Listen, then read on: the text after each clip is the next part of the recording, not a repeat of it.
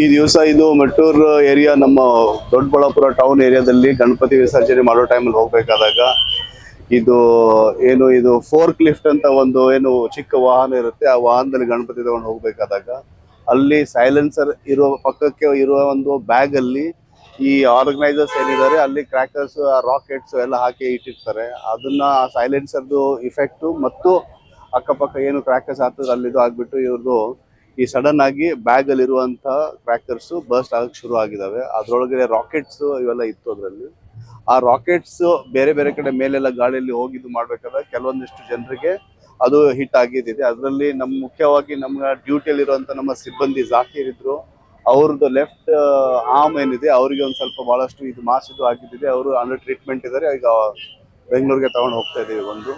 ಅದಾದ ನಂತರ ಇಬ್ರು ಚಿಕ್ಕ ಮಕ್ಕಳು, ಒಬ್ಬ 12-year old ಬಾಯ್ ಅವ್ರದ್ದು ಡೆತ್ ಆಗಿದ್ದಿದೆ. ಯಾಕಂದ್ರೆ ಅವ್ರದ್ದು ಈ ರಿಬ್ಸ್ ಹತ್ರ ಈ ರಾಕೆಟ್ಸ್ ಗಳು ಹಿಟ್ ಆಗಿದ್ದು ಆ ಹುಡುಗಂದು ಡೆತ್ ಆಗಿದ್ದಿದೆ. ಆ ಪ್ರಕಾರ ಅವ್ರದ್ದು ಒಂದು ಡೆತ್ ಆಗಿದ್ದು ಕ್ಯಾಶುಯಾಲಿಟಿ ಒಂದು.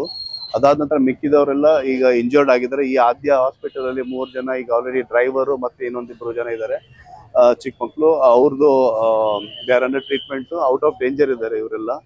ಮತ್ತೆ ಇನ್ನೊಂದು ಮಗು ಏನಿದೆ ಇದರಲ್ಲಿ ಬೆಂಗಳೂರು ಹಾಸ್ಪಿಟಲ್ ಅಲ್ಲಿ ಟ್ರೀಟ್ಮೆಂಟ್ ನಡೀತಾ ಇದೆ.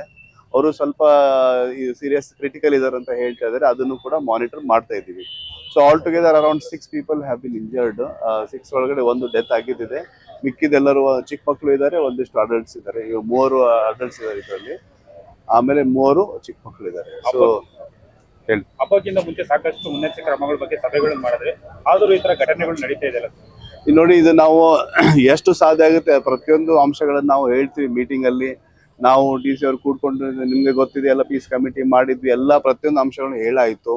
ಸರ್ಕಾರದ ಎಲ್ಲ ಅಡ್ವೈಸರಿ ಕೂಡ ಹೇಳಾಯ್ತು. ಆದ್ರೂ ಕೂಡ ಜನರು ತಮ್ಮ ಪರ್ಸನಲ್ ಸೇಫ್ಟಿ ಮತ್ತೆ ಇನ್ನೊಬ್ಬರದ್ದು ಸೇಫ್ಟಿಯನ್ನ ತಿಳ್ಕೊಬೇಕು. ಆದ್ರೂ ಕೂಡ ಕೆಲವೊಂದಿಷ್ಟು ಈ ರೀತಿ ಅನ್ಸೇಫ್ ಆಗಿ ಅವರು ಇದು ಮಾಡಿದ್ದಾರೆ. ಅದಕ್ಕೆ ನಾವು ಈ ಆರ್ಗನೈಸರ್ಸ್ ಮೇಲೆ ಈಗ ಒಂದು ಕೇಸ್ ರಿಜಿಸ್ಟರ್ ಮಾಡ್ತೀವಿ. ಆದಷ್ಟು ಬೇಗ ಅವ್ರಿಗೂ ಕೂಡ ನಾವು ಲೀಗಲ್ ಆಕ್ಷನ್ ತಗೊಂತಾ ಇದೀವಿ.